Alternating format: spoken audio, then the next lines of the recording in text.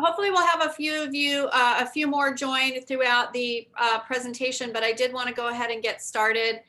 Maybe we'll have some time at the end for introductions or so that we can get to know you a little bit better and what you're hoping to get out of potentially traveling abroad this summer. So I'll go ahead and start. Here's kind of our plan for today. We'll have a few introductions. We'll talk a little bit, actually, I'm sorry, this is a little bit in the wrong order. The financial aid stuff is towards the end. We'll talk about the kind of the benefits and value of a faculty directed program versus having a program like where you just sort of travel on your own. We'll talk about the location and the housing, the academic component of the program specific itinerary, and highlights, and then we'll have some time for questions at the end. So I will go ahead and introduce myself. I'm Elise Hargrove. I'm a clinical assistant professor of landscape architecture in the design school, and I've been teaching in the design school since 2006. And been full-time on the faculty since 2013.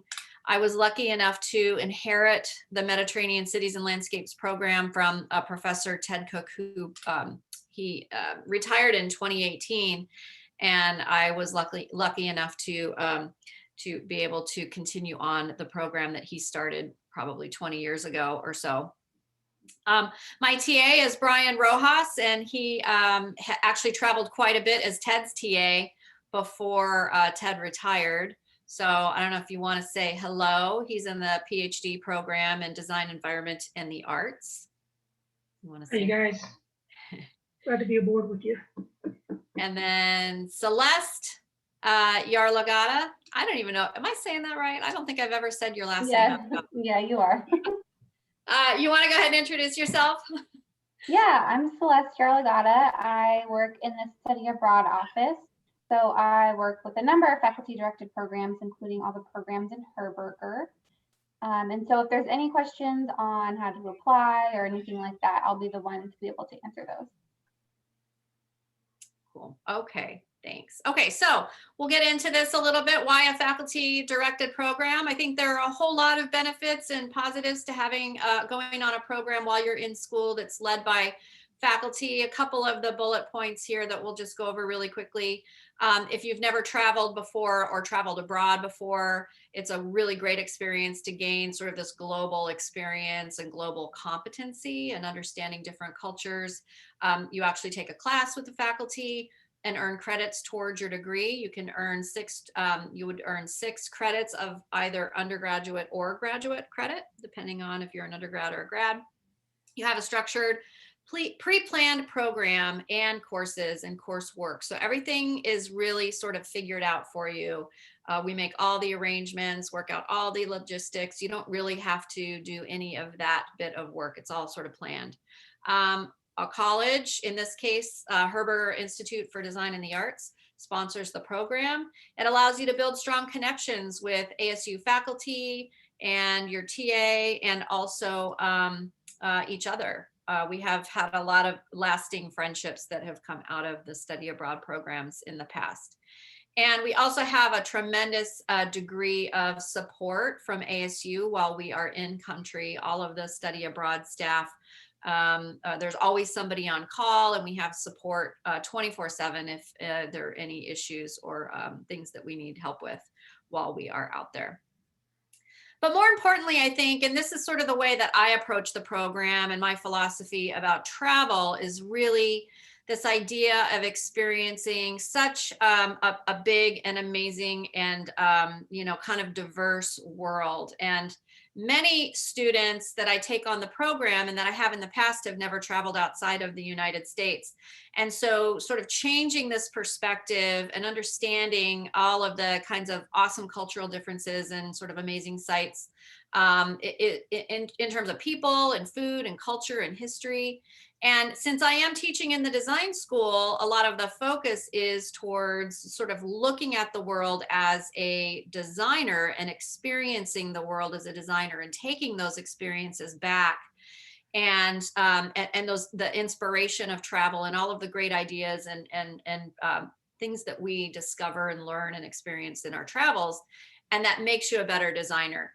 So I'm not saying that everybody on the program has to be a designer, because I have students from all different majors that join us on the program, and the experience is just as rich and fulfilling and important to pretty much any major, right?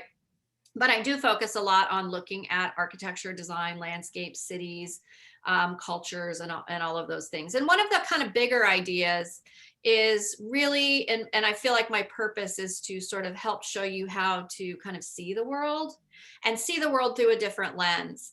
So I love this quote by Marcel Proust. It's maybe a little bit overused. You've probably heard this before. The real voyage of discovery consists not in seeking new landscapes, but in having new eyes. And sort of retraining the way we see and perceive and experience places. We kind of do both on this program. We see new landscapes, but we also see it through a different lens. And I kind of we work through training you how to sort of see and experience places differently than you may have otherwise done in the past. We'll do lots and lots of exercises, or I would call them explorations. We'll have you make a collection. We place a lot of emphasis on wandering and kind of getting lost a little bit, but not in a scary way, but just in a really cool sort of experiential way. We'll do a series of assignments. They're called derives, and we'll have you guys sort of do kind of a wandering through different locations that we're in. We'll ask you to notice details, create a mind map, people watch. And all of this is really with the goal of enriching the understanding of cities, landscapes, history, culture, and place. We'll also do a lot of sketching and documenting through not only sketches, but diagrams, photographs, mapping, note-taking, journaling, writing, and all of these other ways that we can sort of capture and document the experience of place. As I said before, you make a lot of friendships. This is an image from, this is a photo from our 2018 trip when we were in Venice. And we had students from quite a few design students, architecture, landscape architecture, environmental design, but we also had students from business and sustainability and political science, I think. And we had a whole huge range of students from lots of different majors. Oh, we had a dance major join us on that program. So it was a really, really fun experience. And we spend a lot of time ahead of time before we travel, building those relationships and kind of establishing that culture and that bond, so that when we are traveling, we truly are sort of like a family, and everyone is really kind of there for everyone else. And it's been a really great social dynamic that we've experienced. And so, as I said, we do a lot of sketching and sort of seeing, and these are some images from past trips where we stop quite a bit and we draw and sketch. And I don't want anybody to feel intimidated if you think you can't sketch, because it's not about, this isn't an art class and you're not being graded on how pretty your pictures are. It's a completely different way of seeing and understanding and documenting kind of visually and graphically. So it has nothing to do with whatever your perceived, sort of drawing ability is. It's kind of about this sort of bigger experience and opening your eyes and documenting. But we do a lot of this, and you'll find, even if you feel like you don't sketch a lot now, you'll probably find that habit that may change for you throughout the course of the trip. Here are some examples of just some sketchbook entries from students on past trips. And again, a lot of these were not design students at all, but they sort of developed a way of seeing and a way of expressing themselves through drawing, painting, watercolor, and whatnot throughout the course of the trip. We also do a lot of kind of adventurous things as well. We're not always in cities.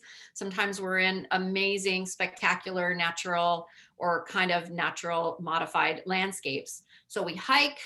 Sometimes we go on kayak trips, which is what I'm hoping we can still, achieve some of that this program as well. The image on the left, we went sea kayaking off the coast of Dubrovnik. The image in the center is also in Croatia at this amazing national park. And then on the right, we kayaked a couple of years ago, 2018, we kayaked to the Pont du Gard in France. We also experience food and culture. And so that's a really important way for us to understand the culture is through food. And even though it's not sort of technically design or landscape architecture or planning or any of those kinds of things, I think it's a really important way for us to sort of enrich our experience experience of culture through food. And we kind of always had this on these trips. We sort of, everyone sent us photos of sort of this Italian expression of, you know, like the food was really, really good. And then what we did a couple of years ago, which I think was really fun, and I'd like to try and do again this year as well, is have a picnic where we would sort of give students money to go buy food, different kinds of food. And then this is a picnic that we had in Boboli Garden in Florence in our 2018 program as well. And that was an awesome experience. We have an Instagram account if you want to check out posts from our 2019 trip. Of course, our 2020 trip was canceled. So this is the last program that we had. We have students we give the students access to the account. So the posts are from everybody that was on the program and not just me. So you'll see lots and lots of really fun images from that trip, which was Italy, Croatia, and Greece. So speaking of locations, I'll talk for just a second about the location. The program locations change from year to year. So some years it's Spain, France, Italy. 2019, it was Italy, Croatia, Greece, and this year it's Italy and Greece. Here's a graphic that sort of kind of expresses the route that we're taking and the locations that we're going to be visiting. We'll go through cities, villages, and landscapes of Italy and Greece. We'll start in Rome and we'll end in Athens. And along the way, sort of as I kind of indicated before, we'll experience natural landscapes, cities, villages, and all of the various cultural adaptations of humans to the landscape over time. So you'll see a huge range of different types of landscapes and cities and places and people. A little bit about where we stay when we're in the country. And specifically in terms of housing, the goals that I set every year for housing, and these are the things that are really kind of important to me, are that we're near the city center and that we're in a walkable area, so that we're either close to transportation hubs or we're sort of in the middle because we do a lot of walking. We don't, take taxis everywhere. And so, and the experience is different and actually way more interesting and rich if we're in the city center than if we're sort of out in the outskirts and we have to take a bus into the city every day, right? So that's one of my goals, is that location is really, really important, and being in a walkable area is really important.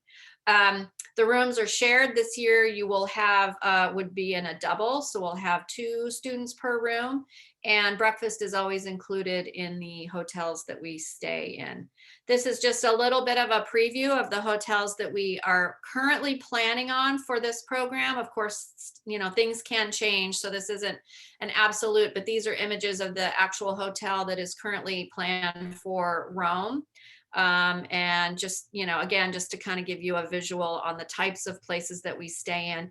We're in this constant I'm in this sort of constant search for the perfect kind of sweet spot between location and comfort and cost. So I want to try to keep the costs down, but we want to stay in a safe and comfortable place that we like to be in, right? And also in a really good location. So those are the factors that I'm always trying to balance when, so we're not staying in 4-star hotels, right? But we're staying in the nicest hotel that we can possibly find given the budget, and trying to keep the budget reasonable, and having it in the best location possible. So again, that's what I'm always sort of searching for when we're trying to determine and locate the hotel. So this is the example of the hotel that we have planned for Sorrento, which is our second stop.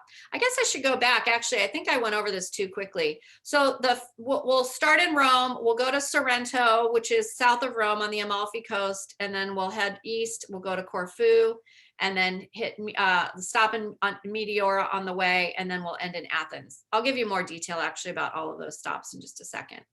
But when we leave Sorrento, we're gonna head over to the east coast of Italy, and we'll take an overnight ferry to Corfu, and which is kind of the most efficient way of getting from that part of Italy over to Corfu without flying really far out of the way, and an 8-hour plane trip and lots of added expense. And it's also a really interesting and kind of cool experience. I think everyone should take a ferry, and an overnight ferry is also really interesting. So it's kind of where our transportation and our lodging are sort of happening together. So it's pretty efficient that way. And the image on the right is an example of what you could expect from a cabin inside a ferry.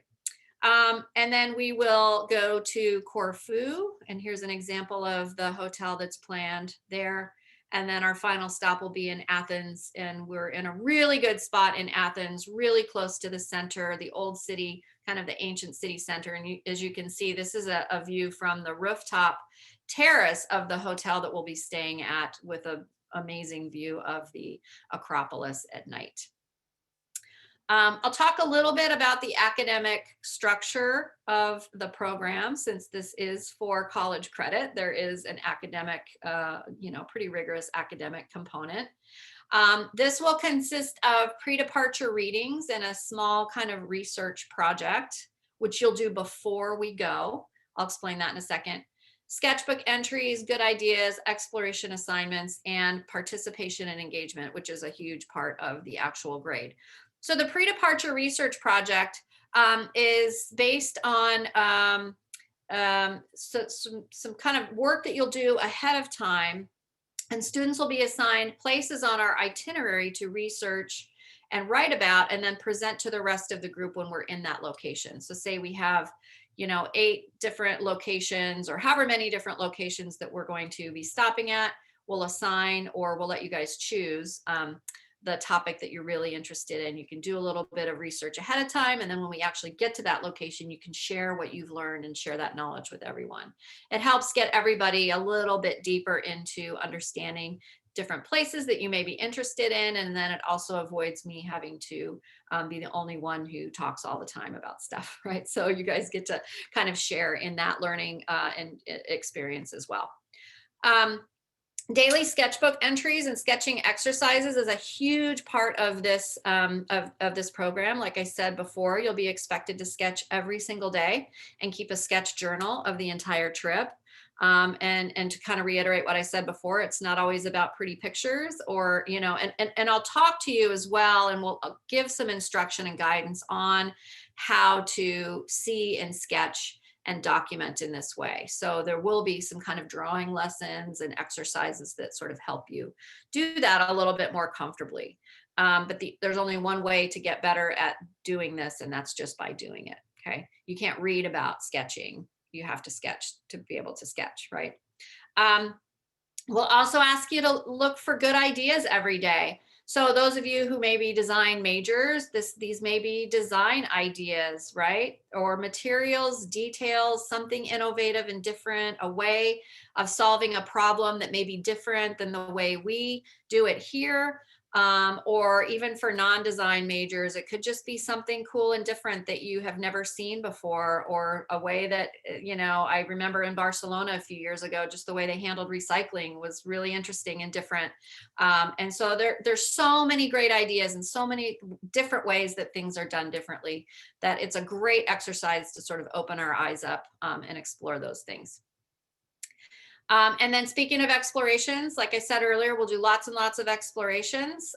We will take a collection, wander, get lost, do the mind map. I mentioned that before. We'll people watch, and we'll have different ways of documenting these experiences. We'll make some zines, if you don't know what a zine is, or just these little tiny booklets. And so we'll have, this is really a really fun part of the program, and something that students all seem to really enjoy. I'll briefly go over the program highlights, sort of location by location. We'll spend the first 5 days in Rome, where we won't actually be in Rome all of those days. We'll spend our nights in Rome. We'll visit the Colosseum and the Roman Forum and the Pantheon and some parks and piazzas and monuments and all of the amazing sites that are in Rome, but we'll also take a couple of day trips outside of Rome. So we'll visit Villa d'Este. And then I always integrate at least a couple of free days.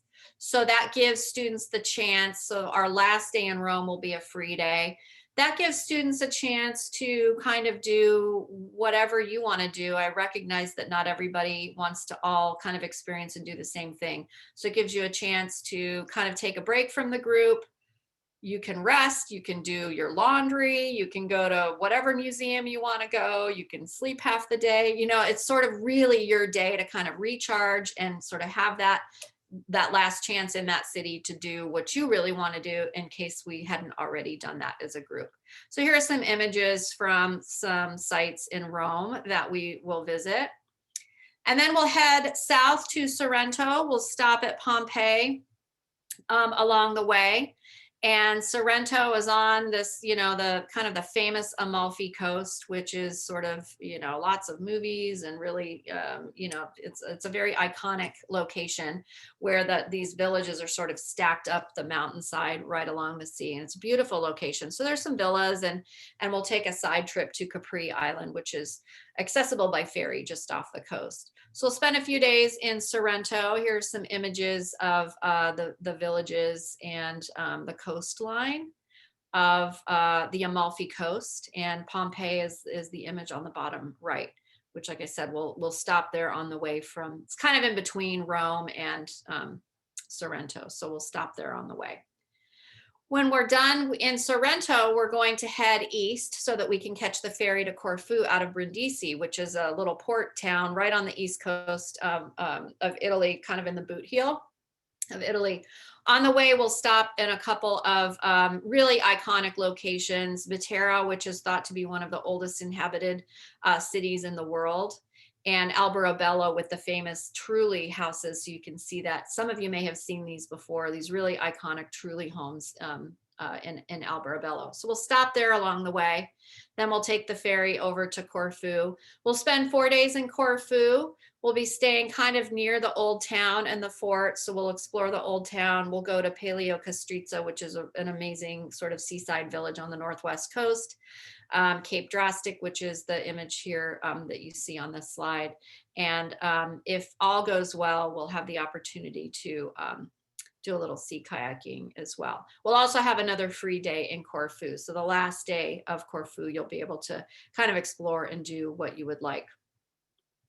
On the way to Athens, which will be our final city, we will stop at Meteora, which is just this amazing landscape of rock spires that sort of tower into the sky. And at the very top, you can see in the images on the left, a little bit in all of the images, but the very top left image, you can see there's some buildings up there. And in the 14th century, they built monasteries at the very, very tops of these rocks. So there are monasteries all over the tops of these rock spires, and you can hike up to them and visit them. And it's just an amazing landscape. So we'll do that on our way to Athens, just for kind of a short stop. And then our final destination will be Athens. We'll spend 5 days there. And of course, we'll be staying, like I said before, in the city, kind of the ancient city center. So everything is really, really walkable from the hotel. We'll visit the Acropolis and the newer Acropolis Museum, the Agora, the Temple of Hephaestus, the Plaka, which is just this amazing sort of shopping district in Athens, the Athens National Garden, the Stavros Niarchos Cultural Center, which is down by the port. And then we'll take a day trip to Hydra, which is just sort of outside of Athens, accessible by ferry. So it'll be another sort of ferry trip. And then the final day of the program will be a free day as well for you guys. So a couple of images of the Parthenon, which is on top of the Acropolis, which is the one you can see from the top of the hotel. And here are some images of Monastiraki Square and the Plaka, just this really cool, really cool urban ancient experience. A couple of other images here as well of some of our other, some of the other spots in Athens that we'll visit. Okay, so what's included? We are really close to finalizing the budget, so I'm really sorry that's a big TBD at the moment. The budget is in the approval process. I think it really probably we're expecting within the next week or so, we should have a final cost to that. But what's included in that program fee is hotel accommodation and all the breakfasts, all of the transportation between cities, all the local transportation, everything that we do as a group is included. So admission to group activities. We also have budgeted some additional excursion money. So if some of you want to go to one museum and some of you want to go to another, you can sort of have some choice there. We have a welcome dinner on the first night and as a group, and we have a farewell dinner on the last night as a group, and that's also included in the program fee. International health insurance and the 6 credit hours, undergraduate or graduate.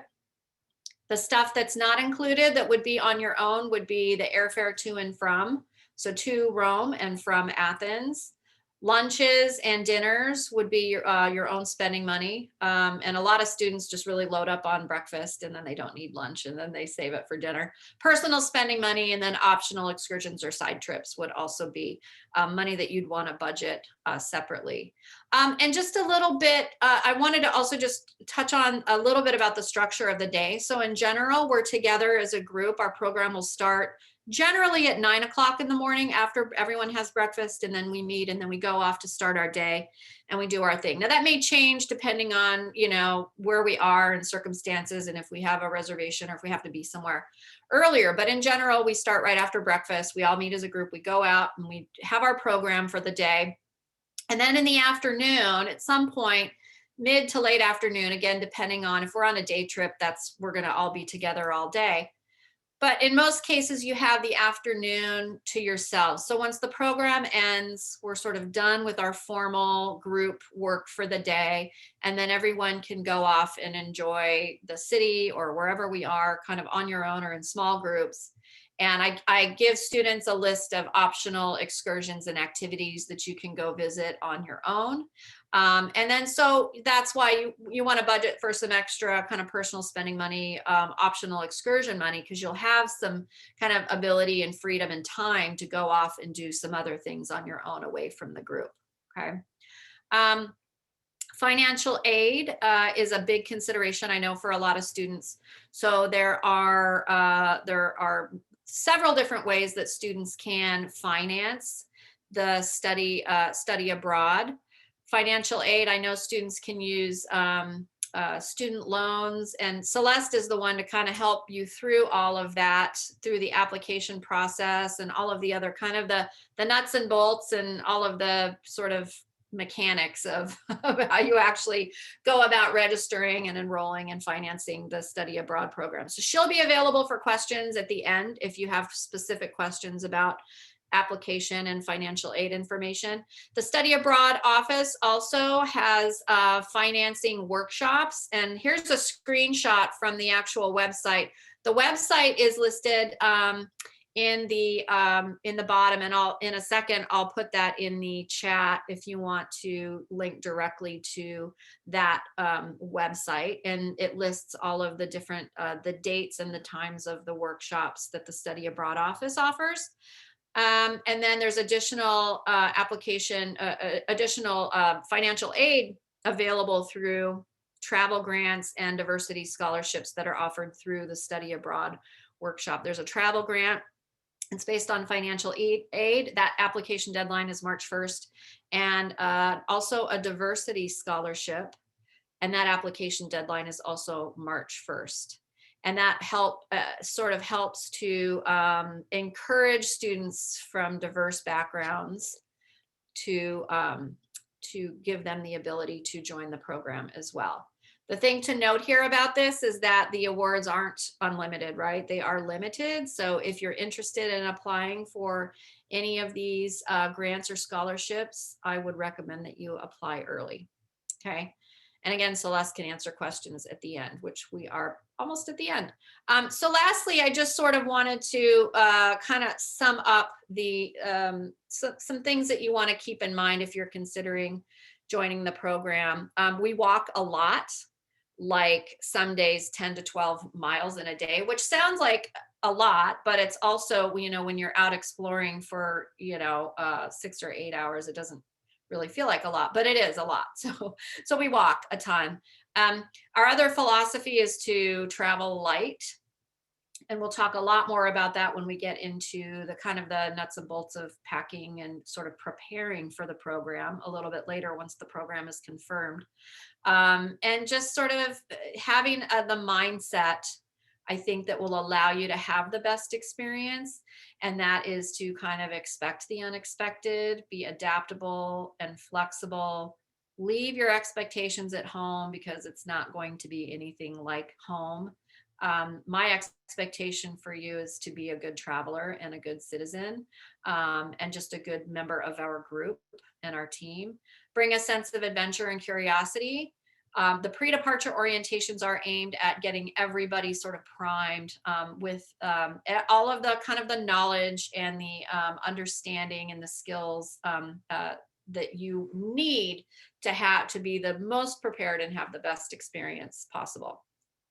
Again, here's our Instagram, Mediterranean Cities ASU, if you want to check that out. And I will leave it open for questions.